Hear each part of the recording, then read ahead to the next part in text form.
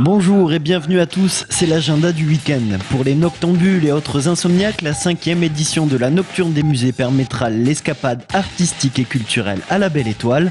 Rendez-vous donc au musée d'art de Chinon pour découvrir les vins ou parler philosophie à Descartes, gambader dans le bocage à la lueur des bougies à Savigny-en-Véron ou encore écouter les histoires des compagnons d'autrefois à Tours. Diverses opérations sont prévues dans un grand nombre de musées, c'est ce samedi 16 mai jusqu'à minuit.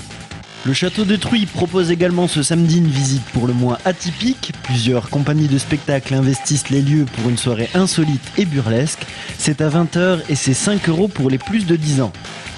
Si vous avez décidé néanmoins de rester devant la télé ce week-end, l'espace Cocteau de Mons propose dans le cadre du Salon des Jeunes Inventeurs Homo Cathodicus, un spectacle humoristique autour de la petite lucarne. Rendez-vous dimanche 17 mai de 10h à 19h et en plus, vous ne payerez même pas de redevance.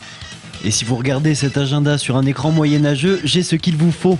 Ce dimanche, l'abbaye de Fontevraud vous reçoit pour le graduel d'Aliénor de Bretagne par l'ensemble Organum, un concert à la recherche des tonalités musicales du Moyen-Âge. La réservation est obligatoire et par pigeon voyageur si vous ne pouvez pas faire autrement. L'espèce humaine a quant à elle bien évolué depuis le Moyen-Âge. C'est ce qu'essayera de prouver Titoff ou le métrosexuel ce soir à 20h30 à l'espace Agnès Sorel de Loche. Il décryptera pour vous les comportements du jeune mâle urbain.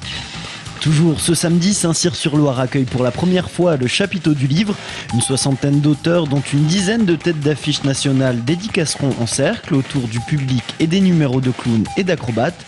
Saint-Cyr sera une nouvelle fois ce week-end une terre d'écrivains en Touraine. Et si l'on écrit pour faire rêver le lecteur, les mots peuvent aussi libérer de l'emprisonnement.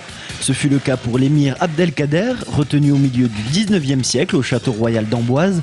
L'association France-Algérie Centre fête d'ailleurs le bicentenaire de la naissance de l'émir.